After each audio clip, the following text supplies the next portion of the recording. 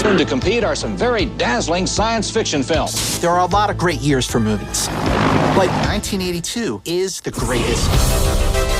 That's the year that I officially fell in love with movies. I can't think of a year during my life that the lineup was equivalent. Week after week, you have one classic movie after another that holds up 40 years later. It was this great moment where nerds accidentally won.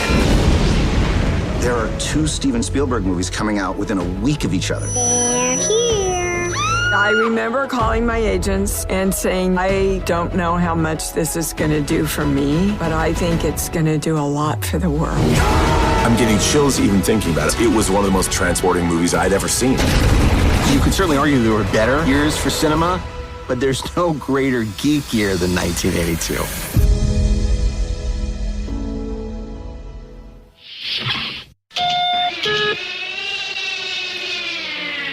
Well, here we go. Deck 78.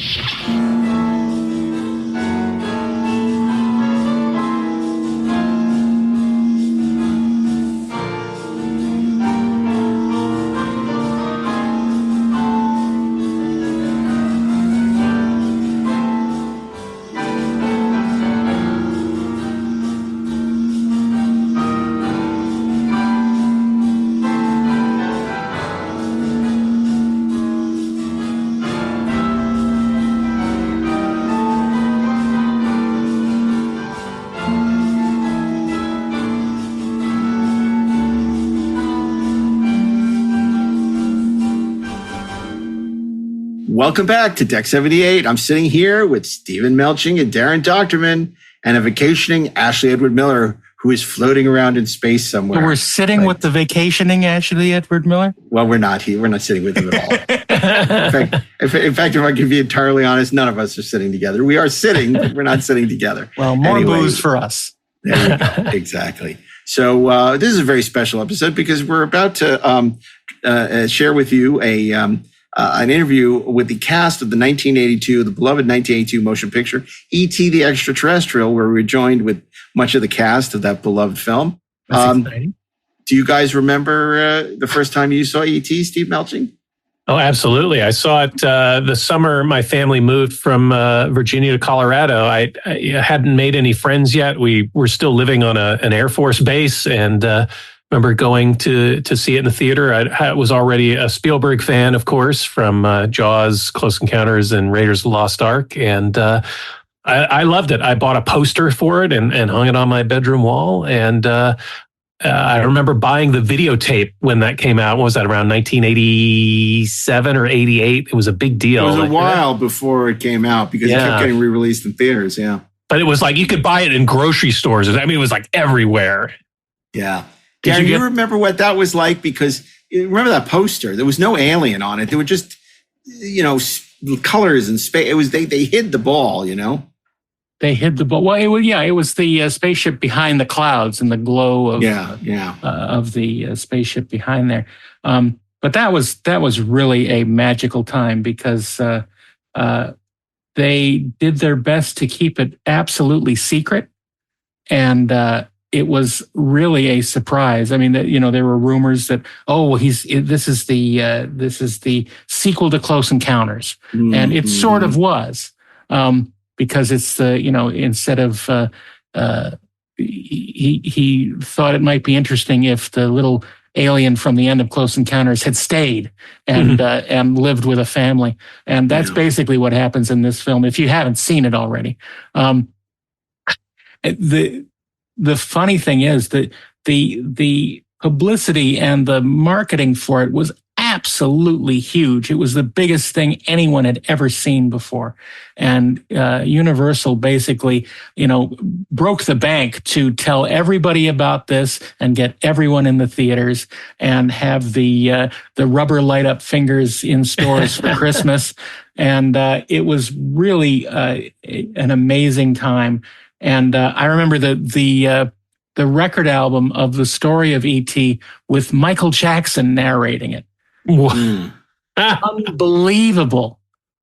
And then E.T. came out of the spaceship, and then he saw the candy on the ground, and he grabbed it, and he moved on. That was his favorite movie, wasn't it? E.T.? Yeah. Yeah. Yeah. It's really amazing. My favorite story, perhaps, is, originally it was developed by Columbia Pictures. Columbia Pictures figured they had another movie called Starman, which was going to be the big hit. So they let Universal get the movie and turn around.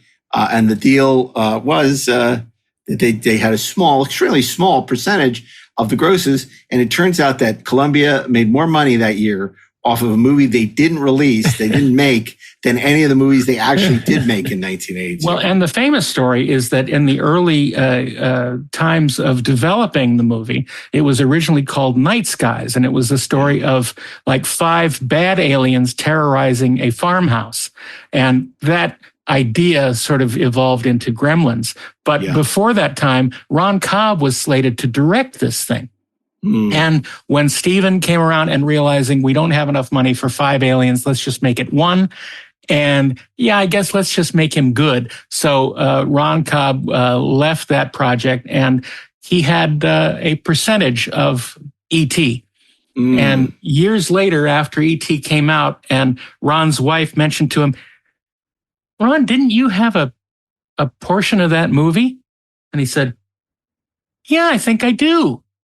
And they contacted the studio, and the studio said, oh my gosh, I'm so glad you contacted us. We've been looking for you. I haven't gone anywhere in the last 10 years. So, and he got a lot of money out of that. Wow. I never heard that story. That's a great story. Yeah. Okay. And there are a lot of great stories from the cast of E.T. So stay with us, and we'll be back after this great interview with the cast of E.T. with a few closing thoughts. Stay tuned.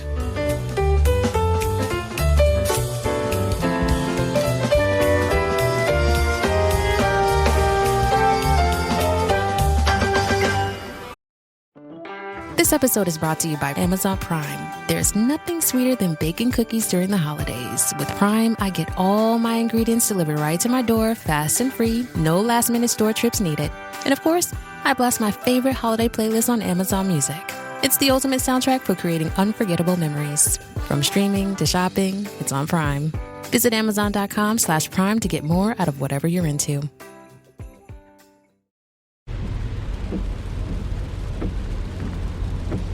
This is the sound of your ride home with Dad after he caught you vaping.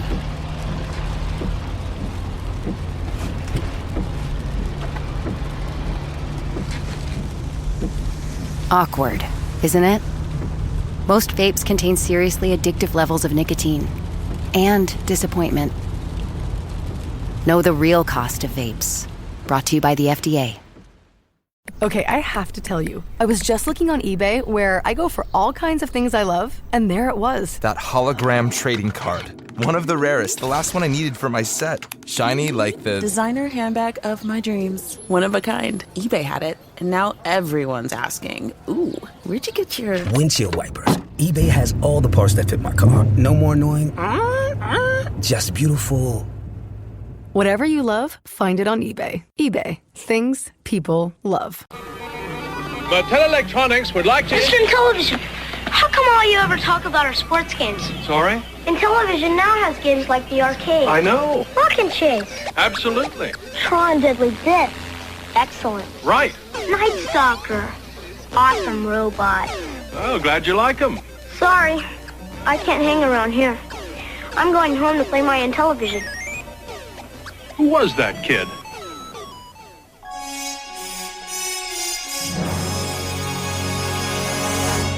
We're so excited because 1982 was filled with great movies. Blade Runner, Star Trek II, Megaforce. Okay, maybe not Megaforce, but that wasn't one of the great ones. There was no greater movie than what became the #1 movie of all time. It's a movie that touched our hearts and created a great Universal Studios attraction for a brief period of time. And we're so thrilled to have the cast with us today to talk about the making of this amazing film. And so it is our true thrill to introduce to you, you know him as Mike from E.T., Robert McNaughton.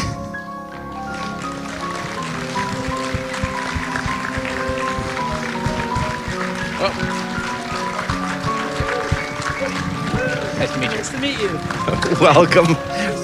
Have a seat. Playing the matriarch of the family.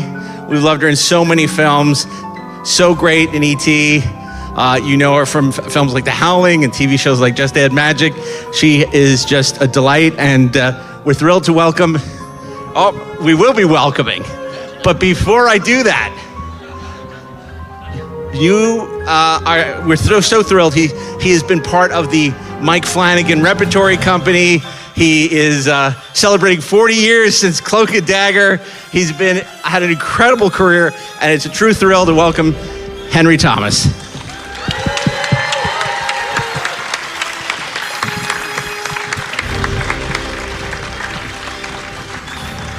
And I'm not going to repeat that wonderful introduction I gave to Dee. I'm thrilled to welcome her to the stage, the matriarch of the clan, Dee Wallace. And there is no celebration of E.T. without E.T. So we're delighted to bring to the stage Matthew Demerit. Matthew, come on up.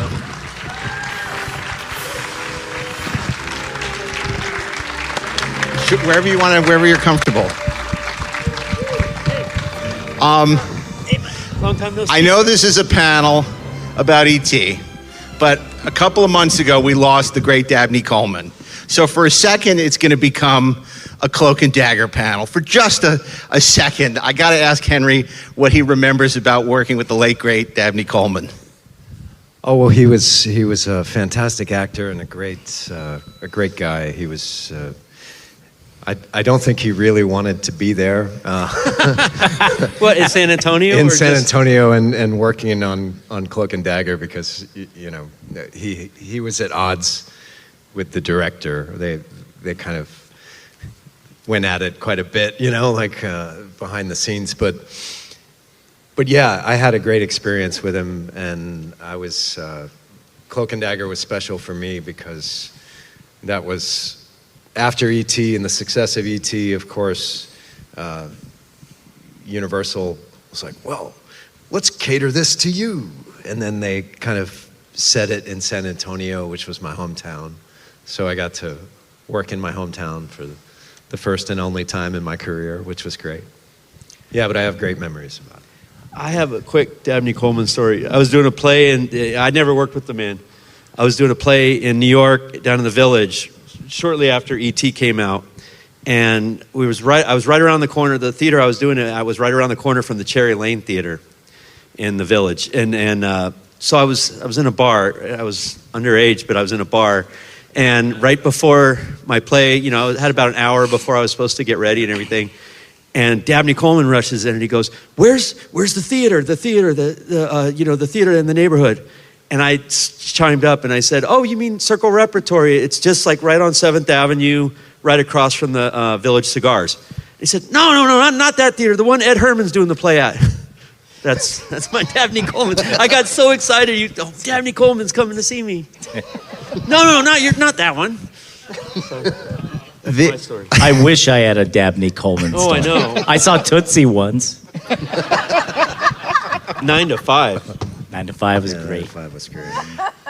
There is an extraordinary alchemy among you as a family. And how many times have we seen movies where it's like, those people aren't really a family. That's not really obviously we know. But what in E.T., there's such an easy rapport. It struck a chord with people so dramatically because it said, that could be our family. And I wonder if you could speak to sort of the casting process and if you were doing chemistry reads back then or it was just, how did that all work that it just... we barely got to read the script. That's how it worked back then. Yeah. There was so much secrecy going on because people were stealing ideas. So, no, Robert will probably correct me, but we didn't all meet each other till right before first day, right? Right. Yeah. You and I didn't, but Robert had been a part of a preliminary casting that had happened. Like you did some chemistry reads. And They did do one of my auditions was a game of Dungeons and Dragons. and they sort of had people that were not really cast, but they were trying to see chemistry amongst the guys that played my friends in the movie. And some of them were the actors that ended up in the movie, Tom Howell and a couple others. And it was a Dungeons and Dragons game at Harrison Ford's house. And he was filming Blade Runner. And so I remember... Because the writer of E.T. was married to Harrison Ford.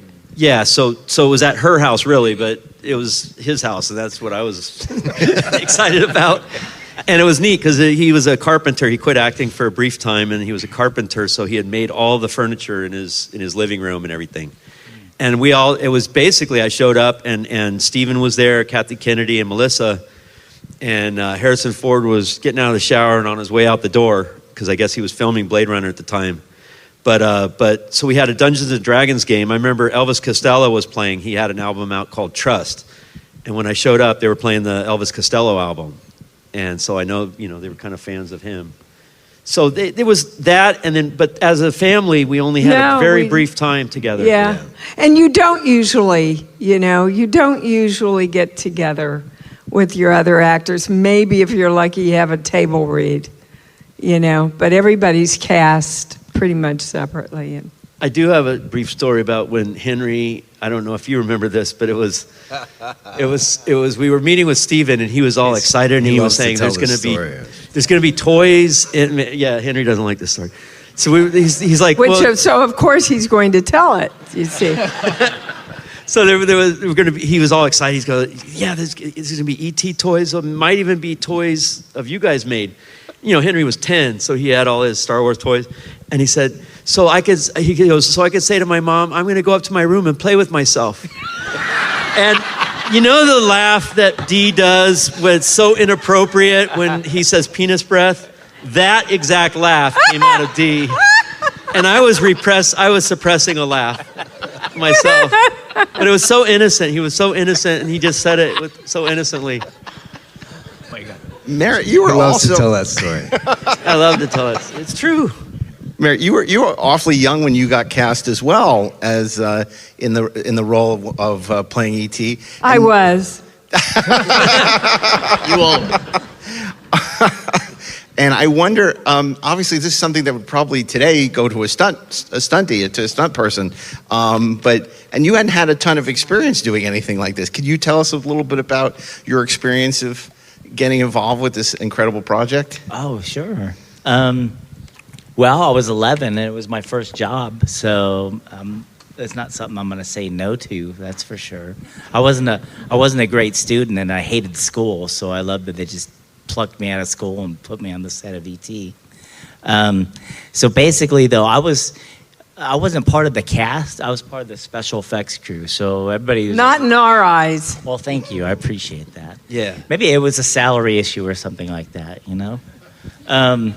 But anyway, so Universal Studios contacted UCLA Medical Center, where I used to go for rehabilitation, because they wanted to see how I was going to be able to get around, either with a wheelchair or skateboard or on my hands. And while we were working that out, Universal Studios called UCLA and got in touch with my old doctor, and they said they might have some short people, but this guy who has no legs walks on his hands, and he might be able to work for the part. So they set up an audition for me to go down to Carlo Rambaldi's studio. Carlo Rambaldi is the guy who designed E.T. He's a master craftsman when it comes to effects. He did King Kong, Alien. He did the head for Alien. A lot of people think it was just Geiger, but Carlo Rambaldi actually figured out the mechanics in the alien head that would make it look menacing. How to make the teeth come out of the mouth. Yeah, totally. Yeah. So when I first went into Carlo Rambaldi's studio, he had a stairway that was going up to the attic with all the old creatures, and the alien head was right there. So that was like iconic to me. The alien frightened me. When I went to when I saw it in the theater, I embarrassed my parents because I couldn't make it past the chest burster scene. And then later on, I don't know if you remember, but like in '85, we got together to watch Alien, and I was shielding my eyes. Yeah. Because I just couldn't make it past. I still couldn't, and you were like breaking my balls for it. You're like, dude, how old are you? In fact, I was going to ask if you want to go see the new one, because the new one's great. Uh-huh. Yeah, definitely. I mean, who do you think would win in a fight, E.T. or the alien? If ET had like those cool ass shotguns or machine guns, I think he could win. Aliens couldn't fly. True. But not if he had a walkie-talkie. And E.T.'s all about love. That's true. But love would defeat an alien. Aliens love you a little too much. Speaking of love, Dee, I want to ask you, obviously you work on projects sometimes and you think, oh, this is going to be great and it's terrible. You work on something, you think this is going to be terrible and it's great. You knew from the beginning that E.T. was something special, didn't you, when you read that script? Yeah, I had to go over to the studio. They literally locked the door while I read the script. And I called my agent and said, I don't know how much this is going to do for me, but I think it's going to do a lot for the world, and I want to be a part of it. And I was right, wasn't I? Yeah. So W.C. Fields very famously said that he didn't like to work with children, animals. I think he probably would have added aliens if that were an option. Well, I wouldn't have had a career, would I? Exactly. You walk onto that set, you're surrounded by children.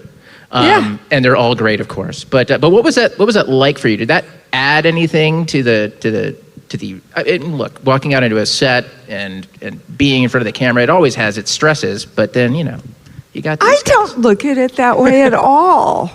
I look at it as fun.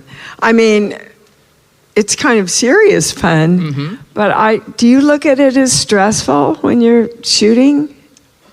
I don't work with kids. That way. But I refuses. I love working with kids and I love working with dogs, so here I am.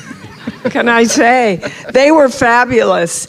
I mean, you really didn't have to direct them. Steven would throw out an idea and they'd just run with it. Even Drew, who was, 4? I think he was like 6. 6? Yeah. Wow.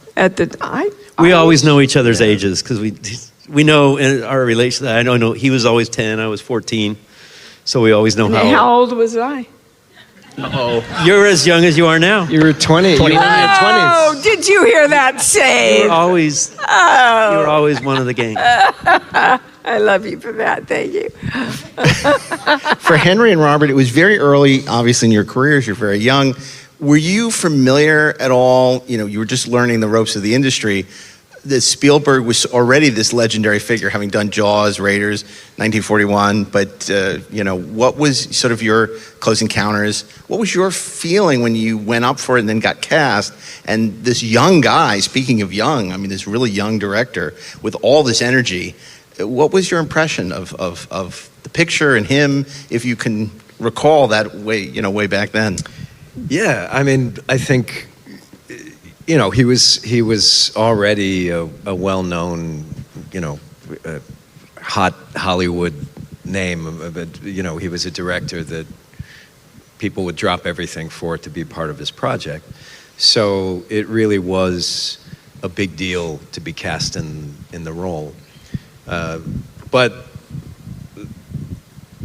I had seen Raiders of the Lost Ark that summer, and I was really excited to meet the guy that directed Raiders of the Lost Ark. I wasn't thinking about much else at 10 years old.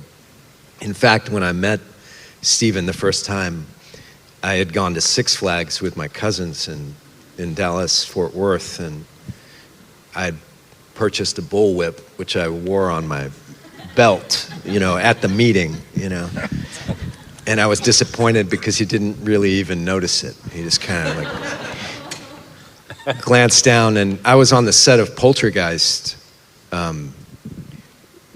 to have an initial meeting with him, and that's how I met Steven.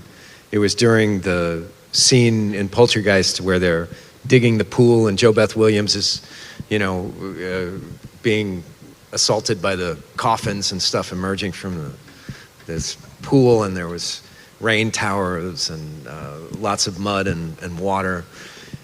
And Steven was in a yellow slicker with a straw cowboy hat, like 70s kind of feather He headband always wore thing. that too. And he just came out, and it happened in about 30 seconds. He was like, "Oh, hey, kid, nice to meet you. Blah blah blah. Yes, I'd like to read. I'd like you to read for me tomorrow. I'm going to meet with you. But great to see you." And then he left, and I was like, "Wow, he didn't even say anything about the bullwhip." And he sees it all the time. He sees it all the time. Yeah. Yeah, Poltergeist was supposed to be Steven's big film that year. E.T. was this little thing that kind of got thrown in between everything. Didn't he wrote the story, or did he write the script for Poltergeist? So it was really his idea, but then he couldn't have two movies coming out from the same, so he couldn't direct it because he couldn't have two movies coming from different studios in the same summer. I don't know. He tried to direct it though. He and Toby kind of tussled over that. Yeah, he and Toby didn't get along. Mm. Yeah, Toby Hooper, who directed Texas Chainsaw Massacre, was the original director of Poltergeist, but it was kind of, Steven had his hand in every aspect of all the films. Literally, it's his hands. When you see the guy's face getting peeled off, those are Steven's hands. Yeah. So literally, he had his hands in it. See what I did? In See the what movie. I did there? See what I had to put up with. See, that's For what I was 3 at. months, I had to. My meeting with Steven, Close Encounters was my favorite film at that time. So Raiders hadn't come out yet. So it was the day President Reagan got shot was my first meeting with Steven. I was so nervous because he was my favorite director. My favorite film was Close Encounters. And within a minute of talking to him, I forgot about all that. Because he has this enthusiasm that I've seen it happen with a bunch of people. When we were filming on the set in the neighborhood, people would approach him and he was approachable. And they'd be nervous and tongue-tied. And he has just this thing where you might not get what he's so enthusiastic about, but you'll be less nervous. Yeah, no, when I met him, I think he could just assume that I was like into Atari and video games. And so he asked me what my favorite video game was, and I told him it was Yar's Revenge on the Atari 2600. And we just talked for 20 minutes about how awesome that game was. It was his favorite game. And so he obviously tried to consciously connect with me on something that we had in common. He played Dungeons and Dragons with us one time. I got Henry into Dungeons and Dragons. And he stopped by when it was a rain delay or something like that. We were filming we were in Crescent City. We were Yeah. doing all the, like in the third act, like all the forest stuff with E.T. and when you find him when he's sick and in the river. Sick E.T. Yeah. How come there's no doll of sick E.T.? There's every other. I'm sure there's you can get drunk custom. E.T. There's a There's market E.T. in drag. It's off brand. There's no it's off sick brand E.T. doll. Yeah. I mean, we're at horror conventions, and I see everything under the sun, and nobody's made a sick E.T. I guess it's just a bridge too far. Nobody Sacrilege. cosplays Sick E.T. either. I know. There's no. Yeah. There's an what the opportunity heck? out there, people. So Yeah, like wheeling So him take around it. on a gurney. Oh man, I've never seen it. Yeah, you could have a whole triage set up. Yeah. The cosplay triage. E.T. Nobody's done it. Nobody's done it yet. Don't steal that idea. When everybody had to wear masks, nobody thought of that as a cosplay. Perfect. Perfect. Big hazmat thing on. Our talents are wasted. Our talents are wasted. I would have Henry sign the thing the coffin that he's in, filled with the dry ice.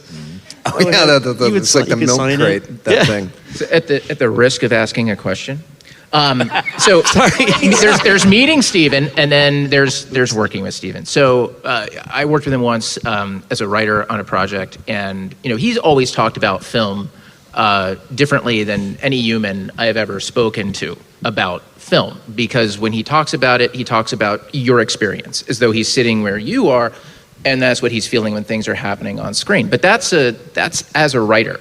When you're taking direction from him, what's that process like to be standing in front of him, sitting with him?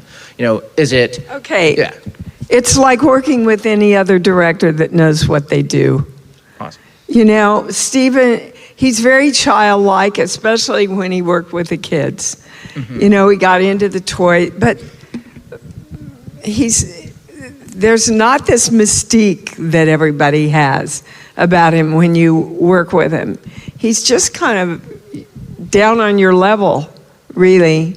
And he would throw out directions, especially for the kids, to take them off guard, and not set them up and rehearse them so much.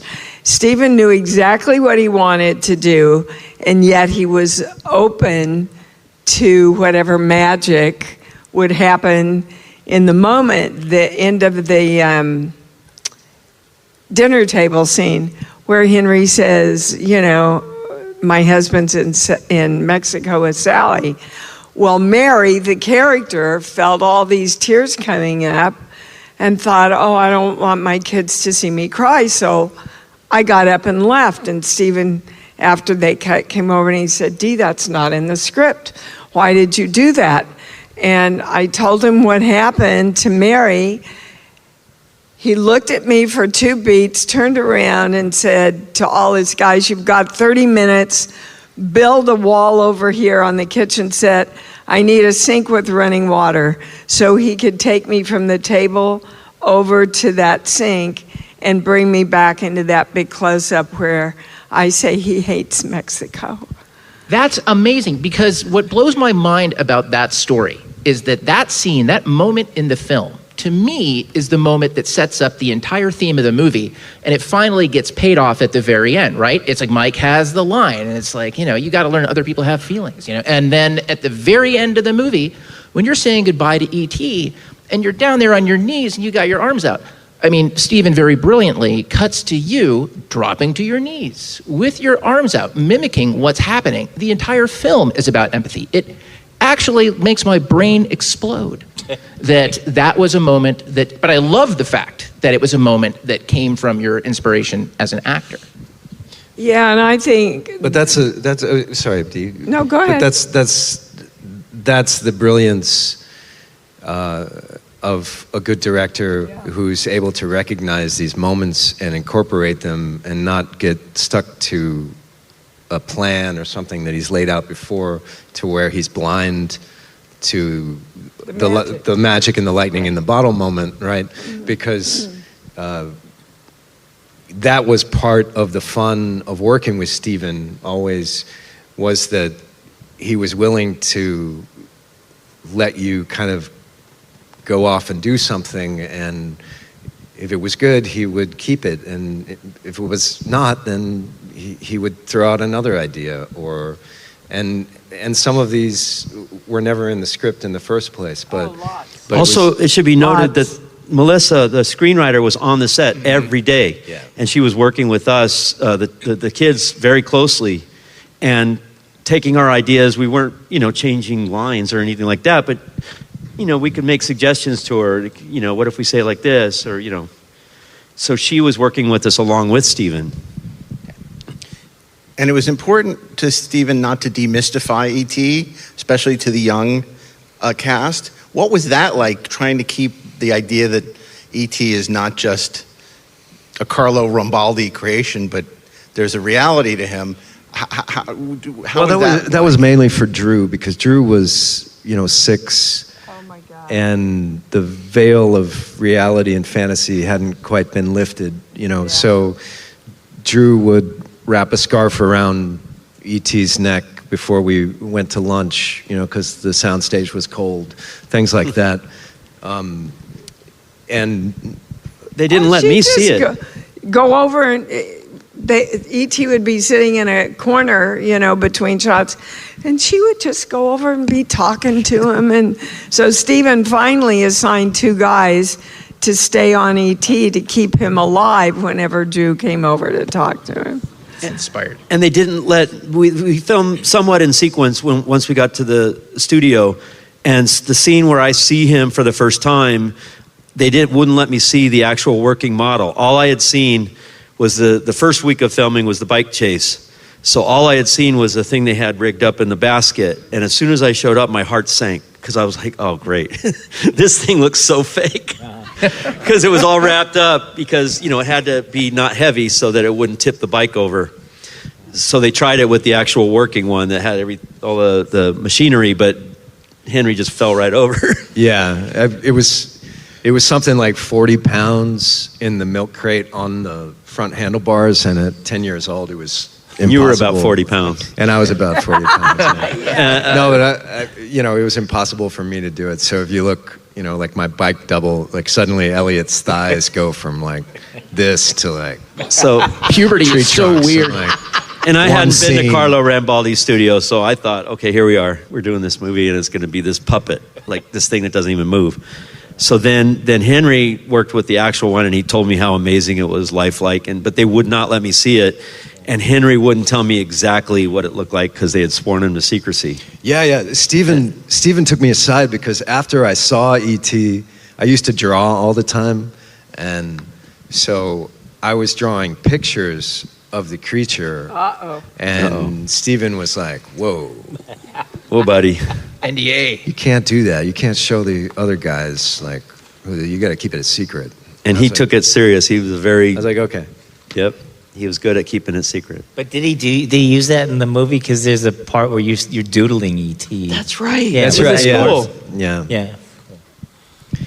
All of that stuff, like with Elliot. The one thing that Steven was really specific about with Elliot was, when Elliot's feigning illness to stay home from school, and he's doing the thermometer on the light bulb and all. That was all Steven.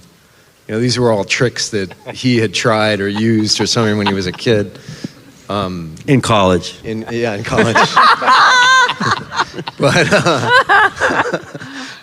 But all the stuff in the room, like me explaining all the toys, me talking about the fish and all that was all improv stuff. It wasn't scripted. The Star Wars toys were yours. The Star Wars toys were mine. You brought them to the set and would play with them, because Empire Strikes Back had just come out right before Raiders, I think, or right after. Yeah, and I was a huge Star Wars fan at that point. And yeah, so all of that stuff, that was all stuff that Steven had said, we're going to get Henry talking about Star Wars. We're going to get, explain this, explain that.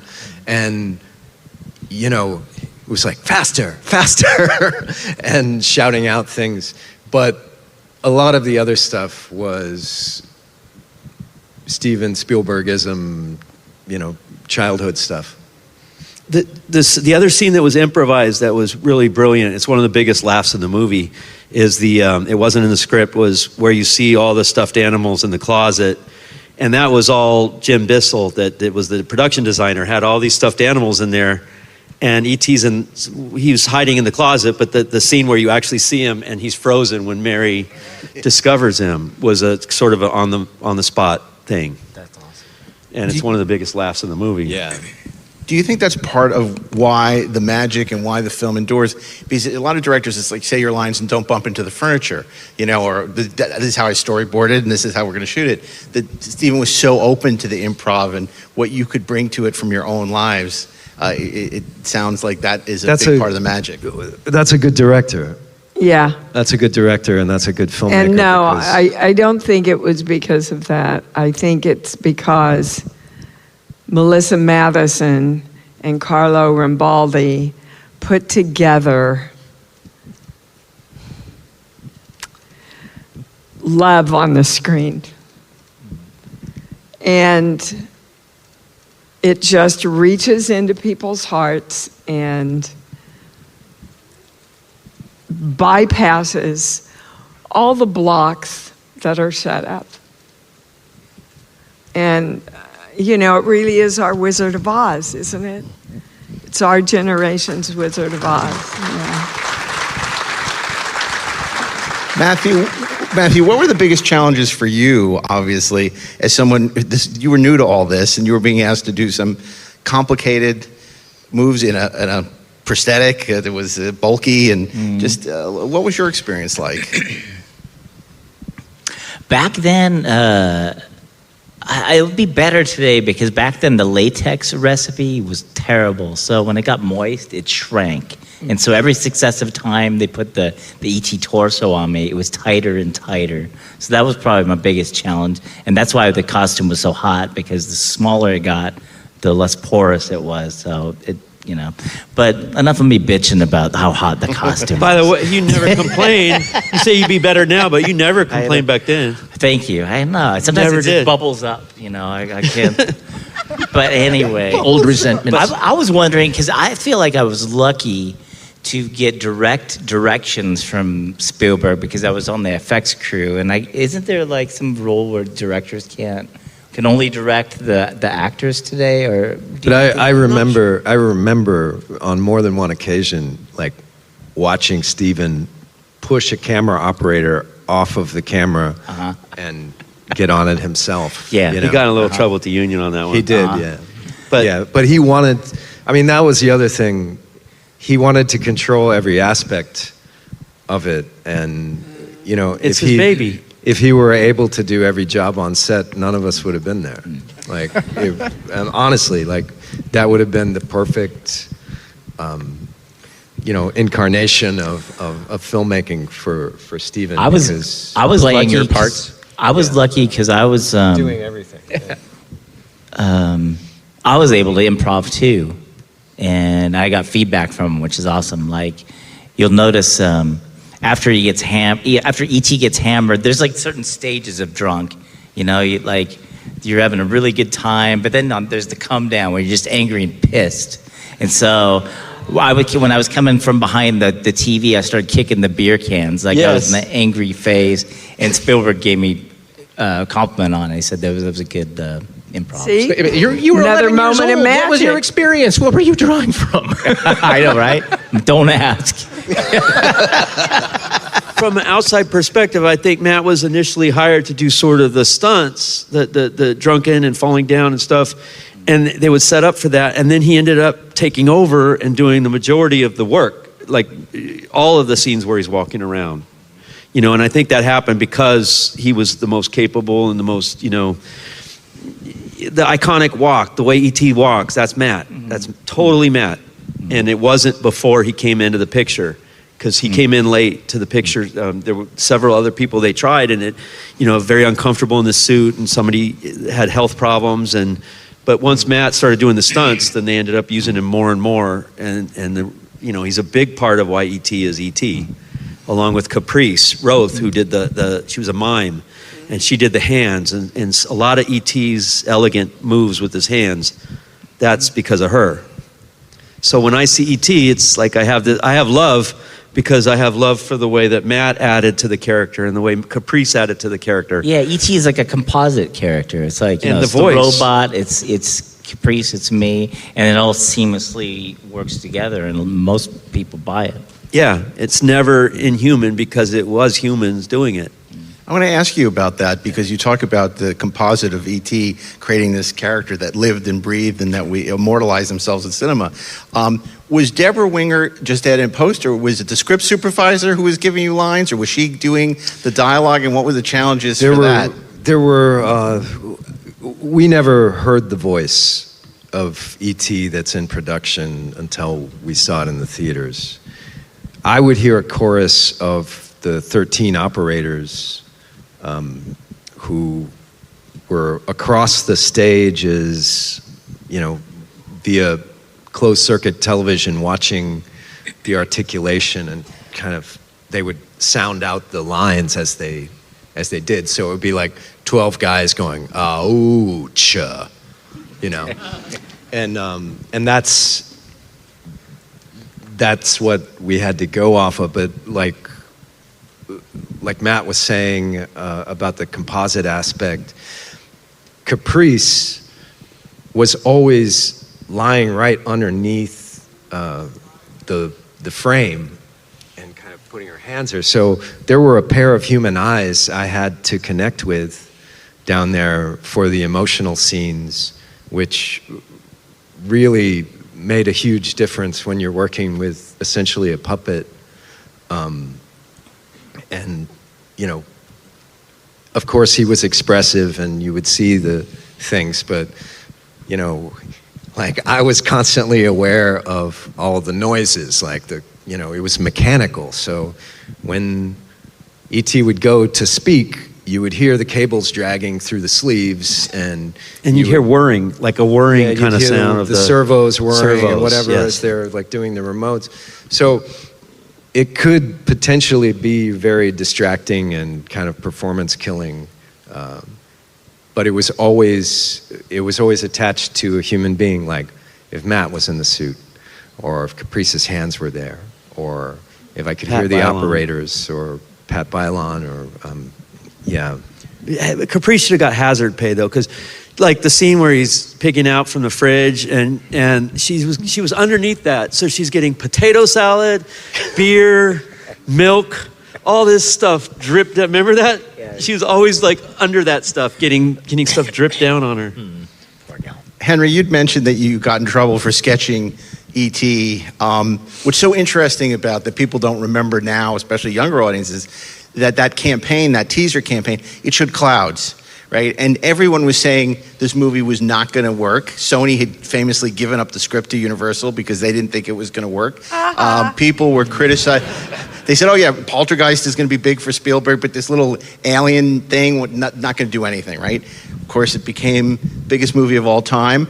I'd love to hear about your first experiences seeing it. I know, Dee, you had an interesting experience because, of course, you saw it at Black Tower, only to then go see it again at the Cinerama Dome. Yeah, I wonder if you can like talk about two different worlds.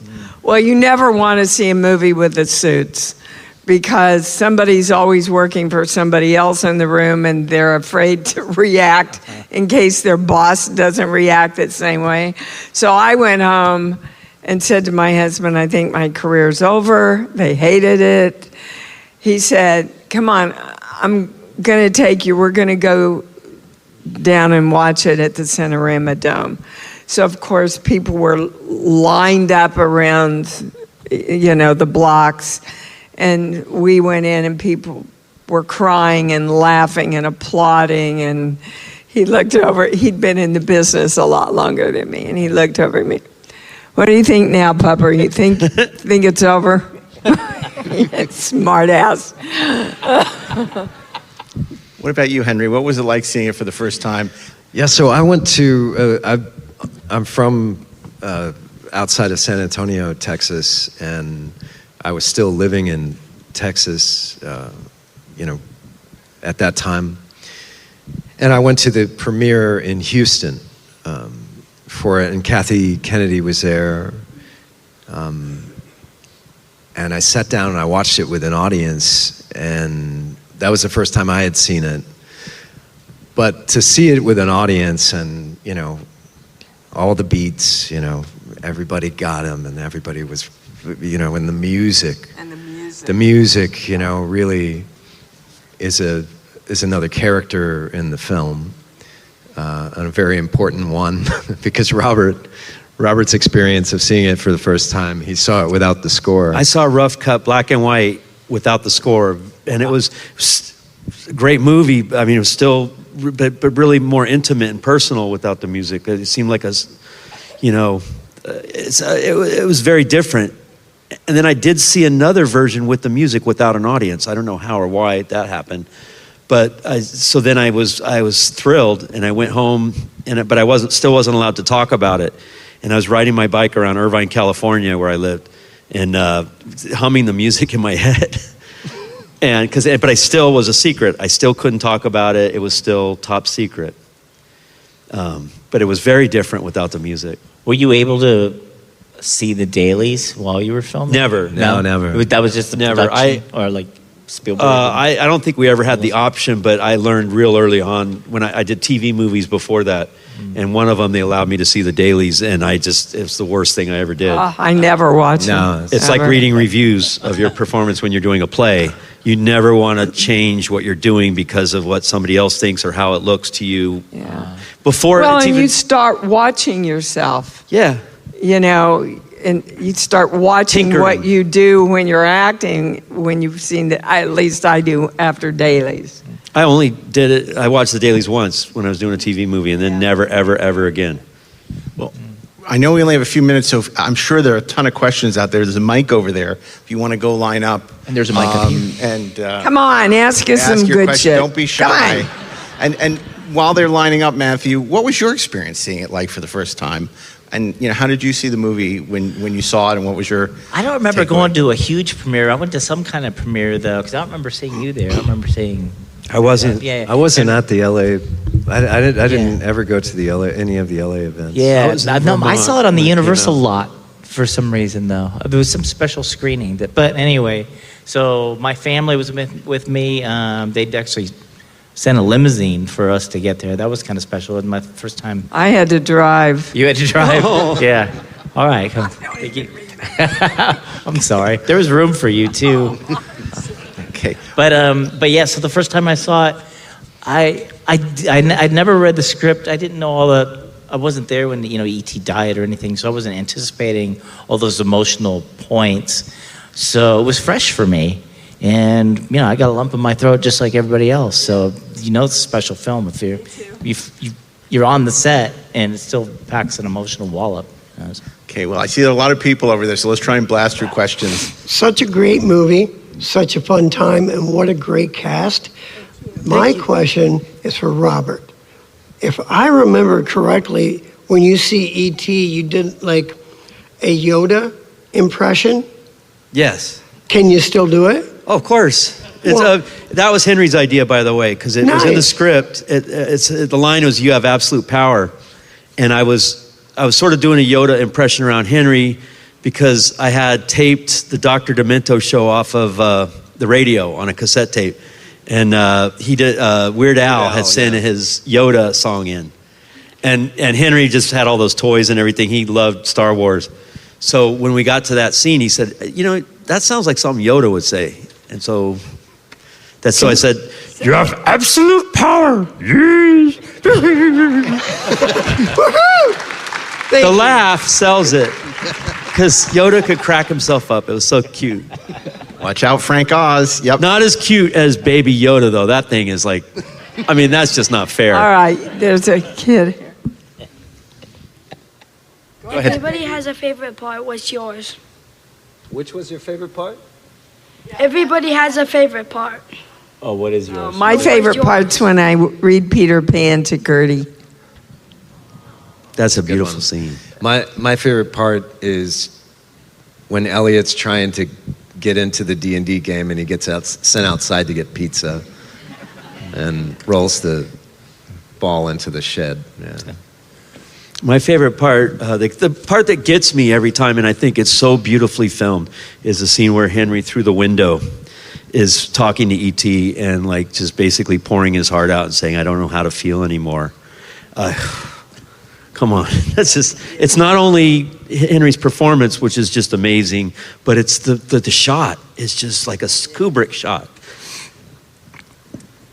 My favorite part was when Tommy Howell tells Henry to go out and get the pizza and tells him no fishies when it's already cooked. So how is he going to have any control over that? Stupid. So stupid. Thank you. Thanks for that question. Next question. So, Dee, I'm a huge fan of your career because every time I'm a huge fan of basically unknown horror movies, and I've noticed that every time I pick up an unknown horror movie, your name is in the credits. One name, and a lot of well-known ones too. Sorry to interrupt. That's all right. See, one name you seem to be associated with is Rob Zombie. Oh yeah, I've done 5 films if you could explain your relationship with Rob Zombie, and if you're a fan of his writing, if you're a fan of his music. I'm a big fan of Rob. Period, and he's a great director. He's exactly what we've been talking about. He knows exactly what he wants, and then he's open to all the magic. And let me tell you, Scout Taylor Compton and I, and Sherry and I, if you've seen the part of Greta, he's just open to wherever you need to go or the character wants to go. And yeah, I love the guy. And all his movies are about love too. Oh yeah. Or the lack of. This is going to have to be the last question. I'm sorry. This is for Robert. At the end of the show, when Elliot's running down to tell you E.T. is still alive, you jump. Did you mean to hit your head? Was that in the script? And if I'm so, really is there anything proud else of like that. that? Thanks for bringing that up, and I'll pay you when you're. No, there's nothing there. It was just a soundstage up, and so that to me is like actual work. Like I mimed. It was Steven's idea. He said, "Jump and hit your head," but there was nothing to hit my head on. So my mime training, my whole like month of mime training at South Coast Repertory paid off. So I mimed hitting my head. Great job. And yeah, thank you. That was actual like pretend acting work. And probably the weirdest question we've ever gotten. Very good. Thank you to everyone, to Dee, Henry, Robert, Thank you, guys. and Thanks for Matthew. coming This out. was great. Thank you, guys. And thank you all for coming.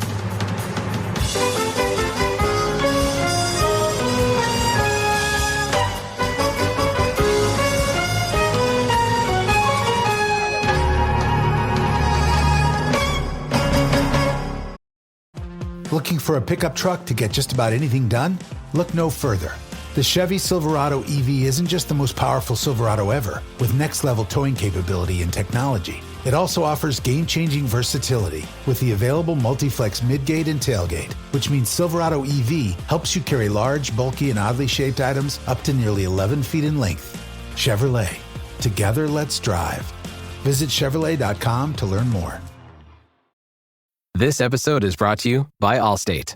Some people just know they could save hundreds on car insurance by checking Allstate first, like you know to check the date of the big game first before you accidentally buy tickets on your 20th wedding anniversary and have to spend the next 20 years of your marriage making up for it. Yeah, checking first is smart. So check Allstate first for a quote that could save you hundreds. You're in good hands with Allstate. Savings vary. Terms apply. Allstate Fire and Casualty Insurance Company and Affiliates. Northbrook, Illinois. Gift the remarkable with Marc Jacobs fragrances this holiday season.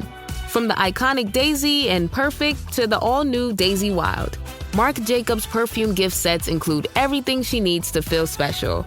From her favorite fragrance, plus the matching travel spray, holiday gifts don't get much more perfect than this. So if you're looking for a gift inspiration these holidays, gift the remarkable with Marc Jacobs.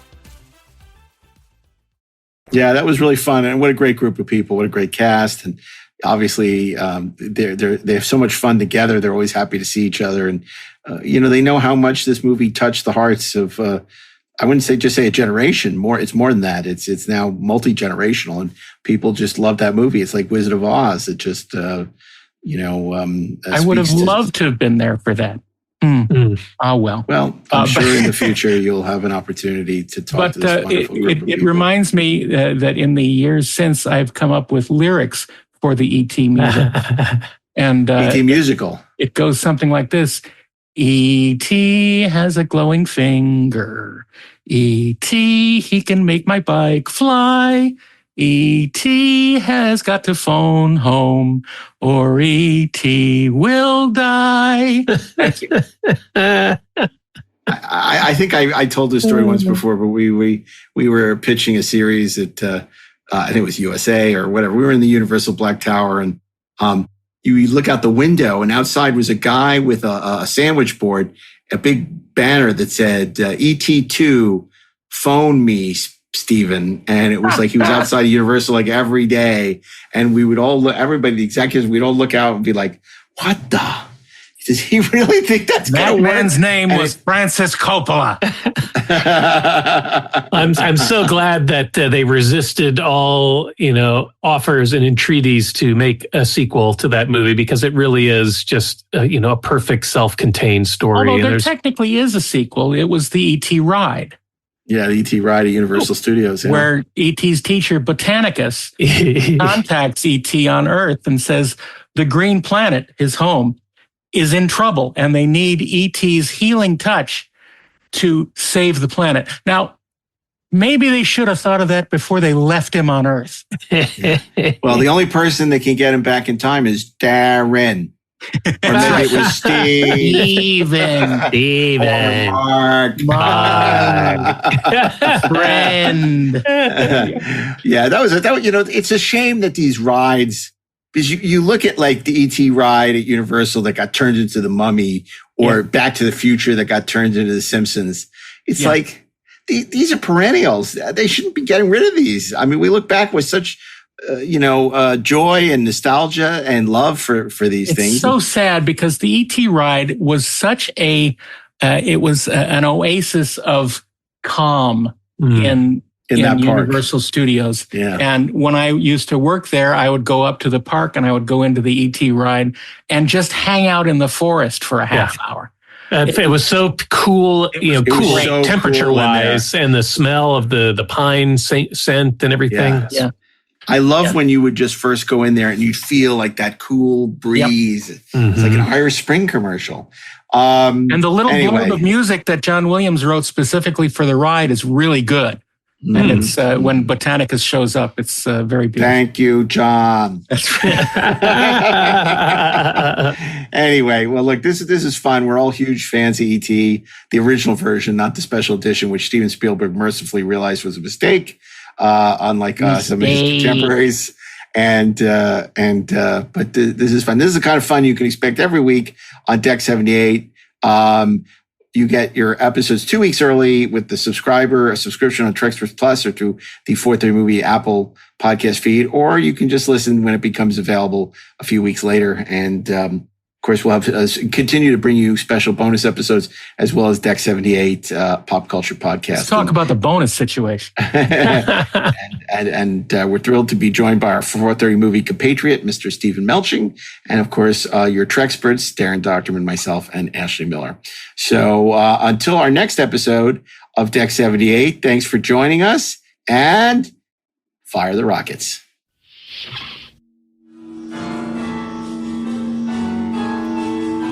Deck 78 is an exclusive podcast from Treksperts Plus.